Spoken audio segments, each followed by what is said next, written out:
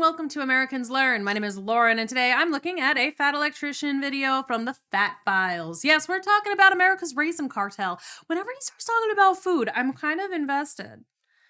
A Raisin Cartel. Sure. Why not?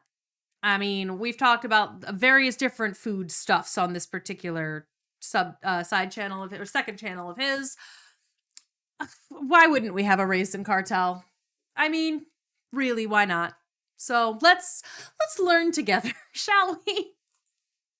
I take a little bit of pride in the fact that I don't think I've ever engaged in just downright clickbait with an absurd title that has nothing to do with the video, and I'm not going to start today. This is absolutely real. Awesome. Cannot Today we're wait. talking about the United States Raisin Cartel, an entity that is so powerful at its peak, was able to confiscate half of a farmer's crop and pay them absolutely nothing in return. This entity was so powerful and so ingrained in the US system that it took a 13-year legal battle going all the way to the Supreme Court twice before it could be overturned. And we're gonna get into it right after a word from our sponsor. Great. Yes, sweetheart. Where are you? Fishing, just like you told me to. Where? I mean, your truck is still here. I'm just upstairs playing Fishing Clash. It's too cold outside. Nicholas, What? I told you I wanted real fish tonight, not from your game. Oh, I thought you just Oh. wanted me to have fun. No, never. I can't eat your imaginary fish, just like I can't spend your imaginary internet money. Okay, so like that is just a problem with your own imagination then. I mean, Rufio taught us that we can absolutely eat imaginary food. So if you can absolutely eat imaginary food, I think you can absolutely spend imaginary money. That's what my PayPal account is for, not gonna lie. That's where the imaginary money is. So whenever I make internet purchases. First of all, It's fake. Bitcoin is real. Whatever, your mother's coming over soon, so just go to the store and get some fish. Okay, fine. Never gonna get laid. You forgot to hang up, and if you want to get laid more, you gotta last more than 2 minutes. Okay, first of all, last night doesn't count. It was doggy style, so that's technically 14 minutes, okay? Show some respect. Gosh. Goodbye. Bye, I love you. Fishing Clash lets you catch way more fish than you ever could in real life from all over Oh the my, world, they're all little in the skits. comfort of your own home. Not only that, but Fishing Clash is completely I don't recommend customizable, Bitcoin, allowing you to though, by the unlock and way. upgrade all of your equipment and even building your own fishing village. They also have daily and weekly events allowing you to compete against other people. But you don't just have to play with random strangers on the internet, you can actually join or make your own clan and play with your friends. In addition to that, they're always adding new features like customizable boats and the Versus Arena. And when you use my discount code FATFILES, you're gonna get $20 worth of free equipment and power-ups right out of the gate. So if you want to give Fishing Clash a try, I'm gonna have a link and a code down below. Let's get back to the video. All right, so generally speaking, whenever you end up somewhere I've stupid, played fishing games on Infinity, Nikki, so I guess I can't say too much about Fish Files or whatever that he's talking about. like, I don't know, having a Raisin Cartel, it's usually pretty beneficial to understand how you got to that ridiculous point. So Yeah, a little that you bit. never ever do it again. So Or- we're gonna take it from the top. or do So it our again for story begins sure. in the 1930s during the Great Depression. Americans are poor and they're starving. So in 1932, they elect a new president, FDR, that is supposedly going to be able to turn this entire thing around. So once he gets into office, he pretty much immediately leaps into action, or wheels into action, issuing a ton of new economic policies, most of which were done through executive order. These policies are usually all lumped together and referred to as the New Deal. Now, if you talk to somebody that was alive during this period of time, a lot of those people believe that the New Deal policies is actually what pulled America out of the Great Depression. And then if you talk to a lot I feel like what I've learned before he tells us what is going to happen, I feel like the way that we learned it in school was that the New Deal policies might have done something, like some of the tree plantings and like some of the things like that might have eventually worked, but what really worked was World War II. Like what really worked to get America out of the Great Depression was World War II. So that is what I learned in school. Interesting that he's saying that the people who were alive at the time would have said that was the new, because that was what they were supposed to do, right? The New Deal, like that was the point. From what I remember learning in school, which was 1,010 years ago, before World War II. alive during this period of time, a lot of those people believe that the New Deal policies is actually what pulled America out of the Great Depression. And then if you talk to a lot of different historians or economists, they believe that the New Deal policies actually prolonged the Great Depression. Oh, I didn't hear Regardless, that. the policy that we're focusing on I was told about World War II making it better. Like, because it actually helped, unfortunately, our economy. I didn't hear. I don't remember learning that the New Deal stuff didn't work. Today is the AAA, or the Agricultural Adjustment Act, that happened in 1933. Now, what the Agricultural Adjustment Act attempted to address was the fact that pretty much nobody in America had any money for basically anything, including food. That meant if they couldn't buy food, demand went down, which meant the prices went down, which meant the farmers were making less money. And obviously that makes business very hard for the farmers, and some of them were going to go out of business and they weren't going to be able to keep up their operation, and we can't allow that to happen because then everybody's going to starve to death. So the policy's intent was to solve a very good problem that needed to be solved. However, I thought AAA was about cars, not gonna lie. how they decided to go about it was kind of fucking dumb. Under the Agricultural Adjustment Act, basically the government would collect tax money and then take that tax money and give it to farmers in exchange for destroying or just not planting a portion of their crop. Farmers were literally paid by the government with US tax dollars to burn entire fields of crops. They killed over 6 million pigs and just let the meat rot, and they dumped out millions and millions of gallons of milk. Why? What these who's to throw away. Oh well. One man's toxic sludge is another man's potpourri. Okay, if you're not picking up what I'm putting down as to why this was a stupid fucking idea, I mean, you could have just given them. You could just give the food to people who are starving, but altruism. people can't afford to buy food, which meant the farmers couldn't sell food. So the government came in and said, Make it. Oh, so the government came in and said, "Oh, I'm here to." I love when he says this. The government came in and said, "Oh, well, we'll make demand go up by getting rid of some of the supply." Like, just. And I understand, like, why farmers couldn't just give away all of their food, because obviously, but some more of it maybe, just so people aren't starving to death enough, but not starving to death. I don't know. I wasn't alive during that time, and I'm not an economist. Don't at me. And I'm here to help. They then went to the people that can't afford food and took some of their money by force and then gave it to the farmers to then destroy the food Which is crazy. that these people need to eat because they're starving. See, he's on the same page as me with this one. Okay, I was like, wait. Most of the time he is. Most of the time he and I are on the same page. And then the prices of the food went up. So now the people that already couldn't afford food definitely can't afford food. It's literally so stupid, it's evil. Luckily, we live in America. There's an entire system of checks and balances. And by 1936, the Agricultural Adjustment Act was deemed unconstitutional and overturned by the Supreme Court. So realizing that what he was doing was stupid, evil, and unconstitutional, FDR just let the idea go like any normal person would. No, I'm just kidding. He pretty much immediately issued another program that was basically identical, but it was just different enough to not be unconstitutional this go around, and that would buy him a couple of more years before they could shut him down again. And that was called the Agricultural Marketing Agreement Act of 1937. Now, coupled with that, in 1937, FDR realized that they're just going to overturn his policies again at the Supreme Court level, so he then attempted to pack the Supreme Court so that he had enough people in the Supreme Court to just pass his policies through. Another reason Supreme Court fucking justices should not have lifetime appointments. If anybody needs a term limit, it's them. I think everybody needs term limits. This is not about that, but I'm just saying, Supreme fucking Court. Anyway.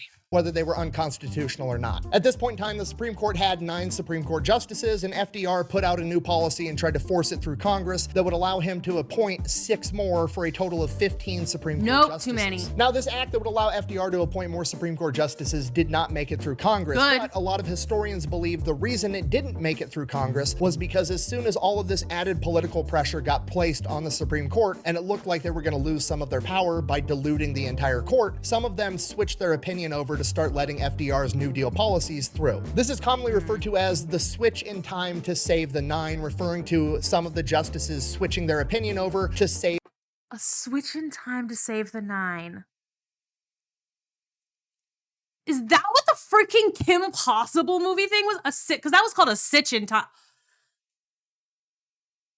Oh, no. Okay. So a stitch in time saves 9 is the other one. So that's why they call. Okay. God, I was almost terrified that the Kim Possible thing was named after this. It's named after the original quote. Okay. Lost my mind for a second there. It's fine. A switch. 15 would be too many justices. Absolutely not.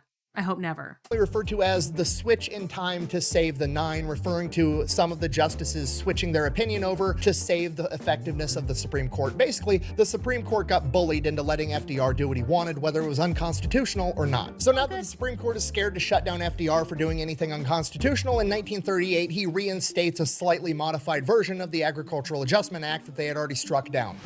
Buh! I don't know why you're making FDR seem like he was a bad president. He got us through World War II and he was a great guy. Buh! Okay, first of all, I don't know how he gets credit for getting us through World War II when he didn't even make it through World War II. He passed away before World War II ended. As for being a good guy, yeah, maybe, sure, as long as we're willing to overlook attempting to pack the Supreme Court so that he could continue to burn crops while Americans are starving, confiscating gold from American citizens via executive order, refusing to sign anti-lynching legislation because he didn't want to upset the Dixiecrat voter base in the South, solidifying the Federal Reserve, hiding his disability from the American voter so that he could be the only president to serve more than 2 terms.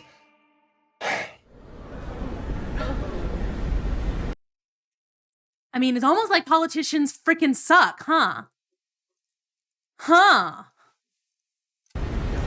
You're saying yes.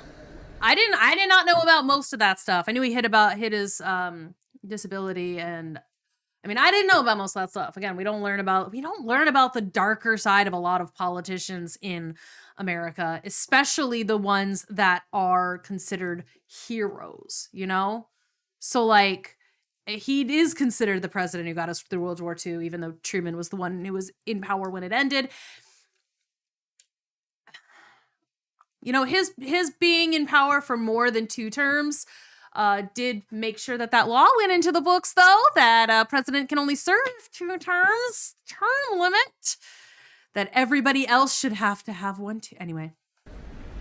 Let's talk about persecuting 600,000 Italian Americans by declaring them an enemy of the state, where they were then subjected to confiscations, internment, and curfews, and then interning 125,000 Japanese Americans.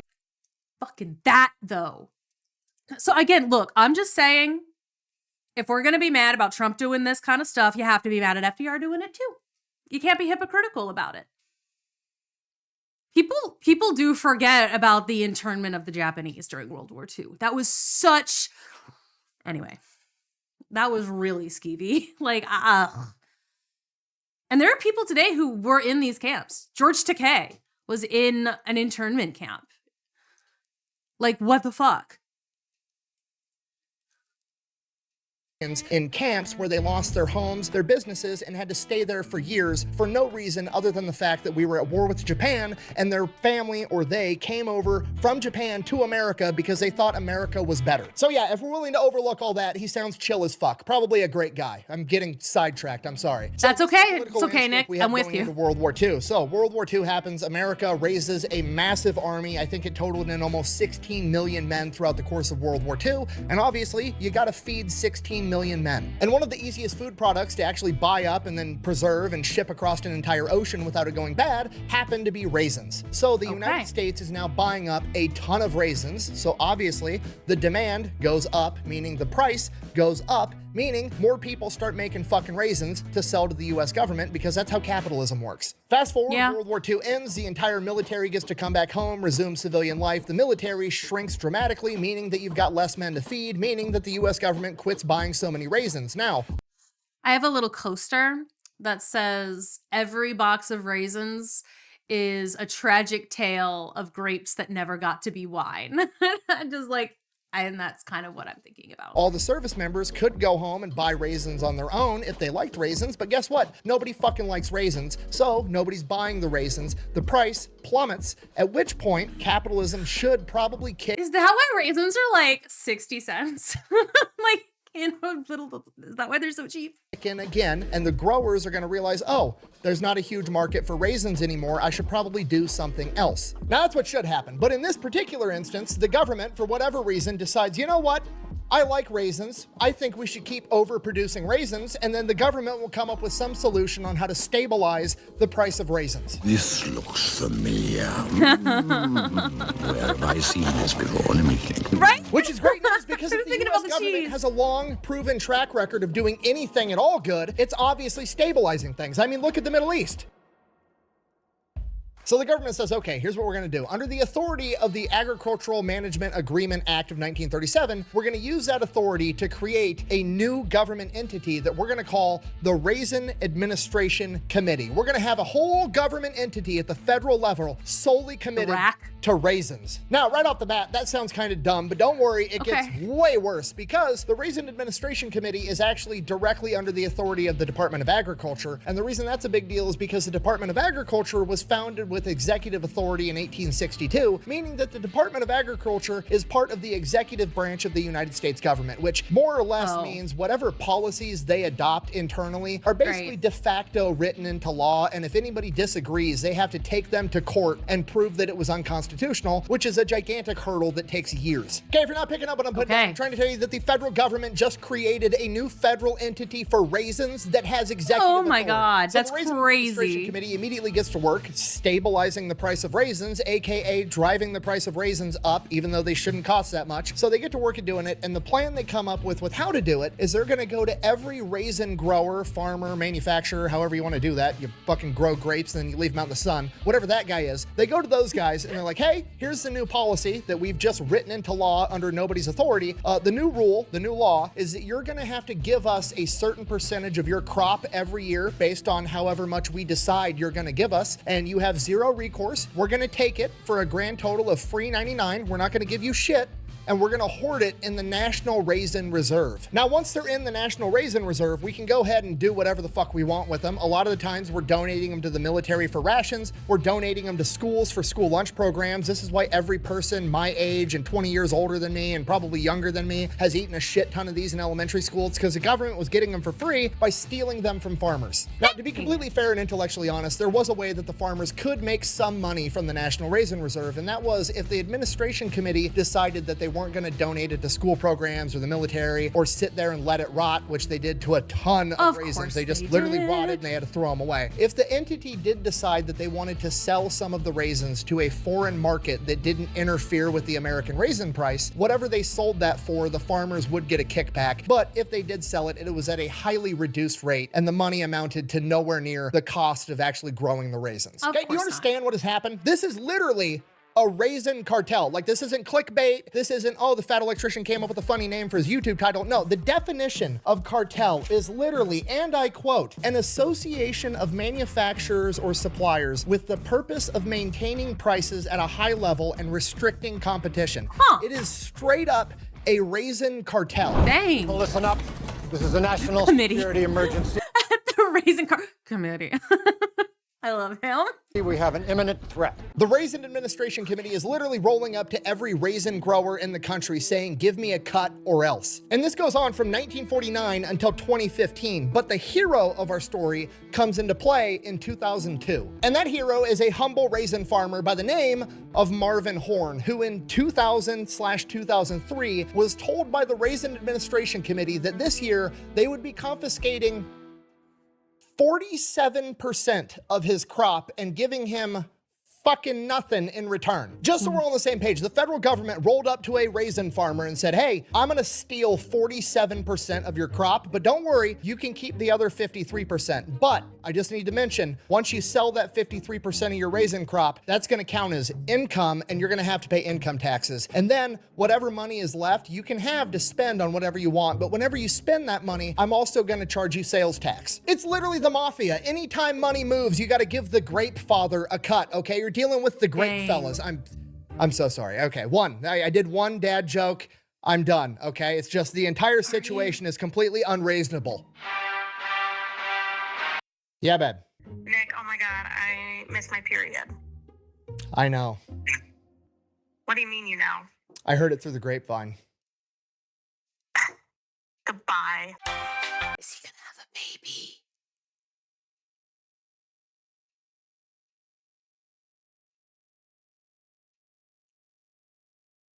I don't know if these are just jokes or if this is him gonna have a baby.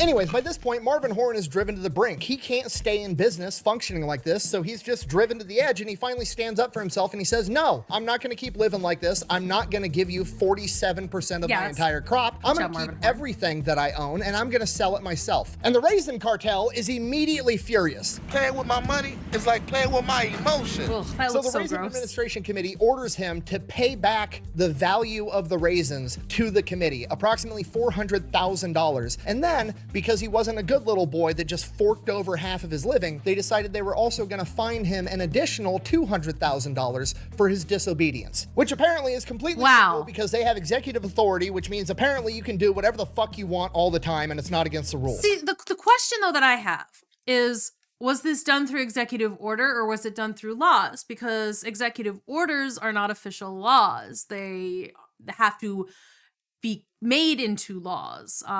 They're kind of preemptive laws, but like, they're not laws though. Like, people usually follow them, but I'm sure you can't get in actual legal trouble for not. But anyway, so I don't know. Is this an executive order or is it like a actual law? Also, sort of like a cease and desist letter. Like, you can be sent that, and it's a scare tactic more than anything else. Like, they might follow through with more legal action if you do continue going, if you've gotten a cease and desist letter. But like the cease and desist, they can't, like, they would still have to go through the other proper channels, you know? So Marvin Horne realizes he's going to have to defend himself, so he starts looking into the law, and he starts at the first place that you should always start, the Constitution. Okay, Amendment number 1 says I can pray to whoever I want and say whatever I want, and you're not allowed to stop me. Amendment number 2 says I have guns if you disagree with the first one, and rule number 3 says I don't have to have soldiers sleep in my house. Rule number 4 says no unreasonable searches and seizures. Oh, here we are, rule number 5, where it clearly says, and I quote, nor shall private property be taken for public use without just compensation. Okay. Sounds to me like it's a pretty clear-cut case of it's a violation of the Fifth Amendment. So obviously, they go to court. Marvin Horne wins immediately because he can literally read the fifth point of the founding document of the entire fucking... No, I'm just kidding. A 12-year legal battle ensues that goes all the way to the Supreme Court, gets kicked back down into another district court, and then goes back to the Supreme Court again. That's a bit of the Fifth Amendment that I don't think that no one ever talks about, the private property thing. It's Fifth Amendment is usually... no. I think I might be getting confused with the fifth. No, the fifth, because you don't have to incriminate yourself, right? Is that an amendment, or is that just like, oh God, I'm an idiot. All right. Because when you say you plead the fifth, it usually means that, like, it's the, I usually think of the Fifth Amendment as no double jeopardy and you don't have to incriminate yourself, but apparently there's private property thing too. So after a damn near 13-year-long legal battle, Marvin Horne finally wins with the Supreme Court siding in his favor in an 8-1 decision. And this is the part where I wish I could end the video just saying, like, hooray, the good guys finally won in the end, and it all worked out, and we all got together and sang Kumbaya by the fireplace. The Raisin Administration Committee lost its federal status, and they just became a lobbying group. The Federal Raisin Reserve evaporated into thin air, and it all went away, and all was right in the world. But my brain doesn't work that way because I have to know who the Supreme Court justice was that voted against Marvin Horne. So I looked into it, and of course, it was Supreme Court Justice Sotomayor. So I went, I found her dissenting opinion where she wrote it up. I'm not going to read it to you guys because it's like 20 pages and it's all in lawyer jargon. But the abbreviated version of her argument was she didn't believe what the Raisin Administration Committee was doing was technically a taking. And her justification for that was, well, technically, even though the Raisin Administration Committee did in fact take his shit without his permission, they could have potentially, if they decided to, sold some of those raisins. And if they did sell some of those raisins, they were gonna give him a small portion of the proceeds. Therefore, that's not technically a taking. Oh my God. What you just said is one of the most insanely idiotic things I have ever heard. Everyone in this room is now dumber for having listened to it. Do you understand how violently stupid that opinion is? Okay, like let's apply this logic to any other situation, okay? Let's say that I'm a burglar and I break into your house. I sit you there on the table and I take 47% of all the shit in your house. I steal it, I walk away, I'm fucking gone. Later, the cops catch me, okay? And while I'm arrested in handcuffs and they take me into court, I look the judge in the face and I go, well, Your Honor, it technically wasn't me being a burglar and stealing because I was considering selling some of their shit at a heavy discount to a pawn shop. And if I did that, I had every intention of giving them some of the money back later. Do you think the judge would let me not go to prison? No, because that's fucking crazy. dumb. Okay, I don't even know how I got here. Okay, like a week ago, I got an email. Somebody said like, hey, fat electrician, you should look into Marvin Horne, the raisin farmer that defeated the federal government. And now I have this conspiracy theory about how FDR created a raisin cartel that extorted raisin farmers for 70 years straight. And I'm making a video for the internet, probably pissing off the raisin cartel, and now I need to go into witness protection because they're going to come and sun dry me and my whole family. I have to go. I got to go get ready for an altercation with the Raisin Mafia, I think. Thanks for watching. Best way to support the channel is go buy some merch over at thefatelectrician.com. Quack, bang, out. That's wild. And now we wait. For what? Yeah, babe. You just have a weird package from the Raisin Administrative Company. Do not open. I love it. Oh, she was in so much. So that was the most I think that I've she didn't even show up. It was just her voice. Okay. You let her cut you. Mrs. Fat Electrician was in there for quite a while today. I liked it. The callbacks, the skits are getting so much fun. I love that he's like waiting for with the energy drinks and the gun. He's waiting for them to show up. It's so good. Anyway, dang. Yeah, people saw term limits should really be a thing throughout all of the branches of government. No one should have that much power for that long. It gets to everybody's head. Anyway. Disappointed, Sotomayor. Disappointed in you. Ugh, good God. That's wild. Anyway, thanks for watching. And I guess I'll see y'all in the next one.